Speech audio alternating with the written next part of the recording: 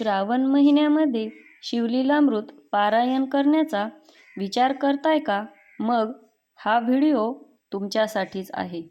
श्रावण महिना सुरू झाला की प्रत्येक शिवभक्तांच्या मनात एक वेगळाच उत्साह असतो, बरोबर ना? या श्रावण महिन्यात महादेवांची विशेष कृपा मला कशी मिळेल, माझ्या घरातील नकारात्मकता कशी दूर होईल, हाच विचार आपल्या सर्वांच्या मनात सुरू असतो. काही जण उपवास करतात, काही जण दर सोमवारी महादेवांना रुद्राभिषेक करतात. पण आपल्या संस्कृतीत असा एक ग्रंथ आहे ज्याच्या वाचनानं साक्षात महादेवांचे अधिष्ठान आपल्या घरात निर्माण होते, असा विश्वास आहे. आता तुमच्या मनात असाही प्रश्न आलेला असेल की तो ग्रंथ कोणता? तर तो ग्रंथ आहे श्री शिवलीलामृत. पण मंडळी, अनेक भक्तांच्या मनात काही प्रश्न निर्माण होतात. शिवलीलामृत पारायण नेमकं कसं करावं? हे एकाच दिवसात पूर्ण करायचं की 7 दिवसात? वाचनाचे नियम काय आहेत? आणि सर्वात महत्त्वाचं, हे पारायण केल्याने भक्तांना कोणते अद्भुत आणि आध्यात्मिक अनुभव येऊ शकतात? जर तुमच्या मनातही हेच प्रश्न असतील तर हा व्हिडिओ शेवटपर्यंत नक्की पहा. आपण सोप्या भाषेत शिवलीलामृत पारायणाची संपूर्ण पद्धत आणि त्याचा महिमा या व्हिडिओच्या माध्यमातून समजून घेणार आहोत.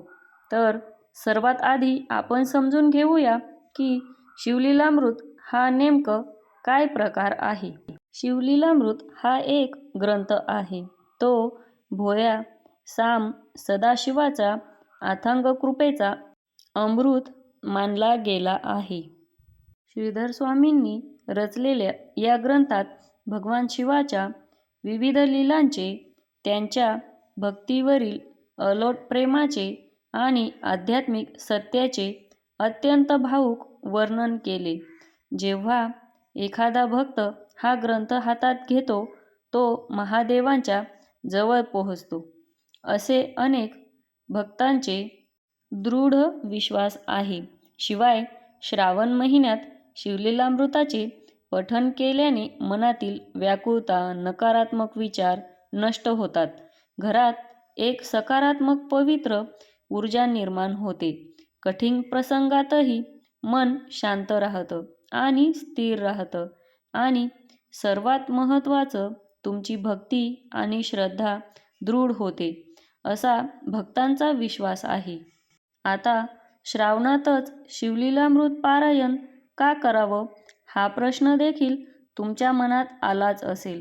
कारण आपण कधीही हा ग्रंथ वाचू शकतो, मग श्रावणातच याला एवढं महत्त्व का? तर याचं उत्तरही अगदी सोपं आहे. श्रावण महिना म्हणजे साक्षात महादेवांचा महिना. या काळात निसर्गातही एक वेगळीच प्रसन्नता असते. श्रावणी सोमवार, प्रदोष व्रत, नागपंचमी या सर्व पवित्र तिथी याच महिन्यात येतात. शास्त्रात असं म्हटलं जातं की श्रावणात वातावरणामध्ये शिवतत्व खूप मोठ्या प्रमाणावर कार्यरत असतं. जसे पावसाळ्यात रोप पटकन वाढतं, तसेच श्रावणात आपण केलेली कोणतीही भक्ती, नामस्मरण किंवा ग्रंथवाचन याचं फळ आपल्याला हजारो पटींनी जास्त मिळतं. म्हणूनच या काळात केलेलं शिवलीलामृत पारायण भक्तांच्या जीवनात सुखाची आणि शांतीची पहाट घेऊन येते, असेही सांगितलं जातं. आता तुम्हालाही शिवलीलामृत पारायण करायचं असेल तर कसं करावं? तर हा सर्वात महत्त्वाचा मुद्दा आहे. पारायण कसं करावं, तर अगदी सोप्या शब्दात समजून घेऊया. सर्वात आधी पारायण वाचण्याची पूर्वतयारी करावी किंवा संकल्प करावा. ज्या दिवशी तुम्ही हे पारायण सुरू करणार असाल, त्या दिवशी ब्रह्ममुहूर्तावर किंवा सकाळी लवकर स्नान करून स्वच्छ वस्त्र परिधान करावीत. घरातील पूजा घर किंवा शांत जागा निवडावी. शिवलिंग किंवा महादेवांच्या फोटोसमोर बसावं. पूजेचे साहित्य तयार करावे, जसे त्यात एक तुपाचा दिवा किंवा तेलाचा दिवा ठेवावा. धूप ठेवावा. महादेवांना अत्यंत प्रिय असलेले बेलपत्र, पांढरी फुलं आणि पाण्याचा कलश ठेवावा. वाचनाला सुरुवात करण्यापूर्वी किमान 11 किंवा 108 वेळा ओम नमः शिवाय या मंत्राचा जप आवर्जून करावा. हातामध्ये थोडं पाणी आणि तांदूळ घेऊन मनात महादेवांना प्रार्थना करावी की हे महादेवा, मी माझ्या कुटुंबाच्या कल्याणासाठी, आत्मशांतीसाठी हे पारायण सुरू करत आहे. ते निर्विघ्नपणे पूर्ण करून घ्या. आता महत्त्वाचं म्हणजे किती दिवसात हे पारायण करावं, तर शिवलीलामृतात एकूण 14 अध्याय आहेत. तुम्ही तुमच्या वेळेनुसार पुढील कोणताही पर्याय निवडू शकता. जसे एका दिवसाचं पारायण करायचं असेल तर तुमच्याकडे वेळ नसेल तर तुम्ही या एकाच दिवसात श्रावणी सोमवारी सकाळी बसून सर्व 14 अध्याय वाचू शकता. दुसरे 3 दिवसाचं पारायण. यात रोज 4 ते 5 अध्याय वाचून 3 दिवसात हे पारायण पूर्ण करू शकता. 7 दिवसाचे म्हणजे सप्ताह पारायणामध्ये रोज 2 अध्याय वाचून एका आठवड्यात म्हणजे 7 दिवसात आपण हे पारायण पूर्ण करू शकता. हे सर्वात लोकप्रिय मानलं गेलं आणि संपूर्ण श्रावण महिनाभर तुम्ही हे करू शकता. तुम्ही रोज एक अध्याय वाचून संपूर्ण महिनाभर देखील शिवलीलामृत वाचू शकता. महत्त्वाचं म्हणजे महादेवांना नियमांपेक्षा आपली खरी श्रद्धा जास्त प्रिय आहे. त्यामुळे घाईघाईत वाचण्यापेक्षा प्रत्येक ओळीचा अर्थ समजून मनापासून आपण शिवलीलामृताचं पारायण म्हणजे वाचन करू शकता. आता शेवटी सर्व अध्याय पूर्ण झाल्यावर महादेवांना गोड पदार्थाचा आणि दुधाचा नैवेद्य दाखवून पारायणाची सांगता केली जाते.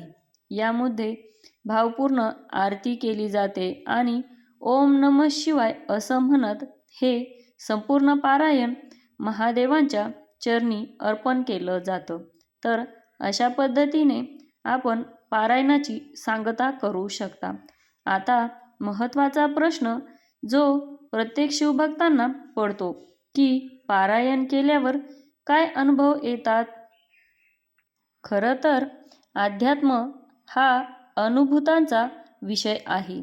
प्रत्येक व्यक्तीचा अनुभव वेगवेगळा असू शकतो, पण शतकानुशतके शिवभक्तांनी जे अनुभवले आहेत ते 3 मुख्य रूपात दिसून येते.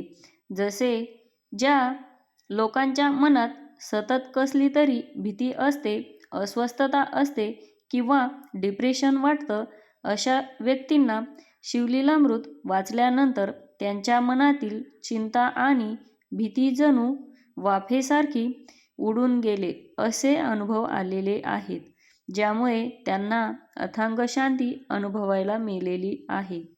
दुसरे म्हणजे अनेक भक्तांचा असा विश्वास आहे की ज्या घरात रोज कटकटी किंवा भांडणं होत असतात तिथे पारायण केल्याने अचानक शांतता आणि आपुलकीचं वातावरण निर्माण झालेलं आहे. नकारात्मक ऊर्जासुद्धा बाहेर पडली.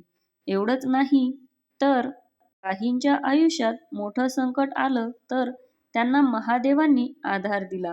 कठीण प्रसंगात कोणाचा तरी आधार वाटणं महादेवांचा आशीर्वाद प्राप्त केल्यासारखे आहे.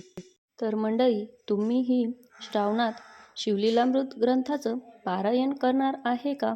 किती पारायण करणार आहे हे आम्हाला कमेंट करून नक्की कळवा. व्हिडिओ आवडल्यास लाईक आणि शेअर करा. धन्यवाद.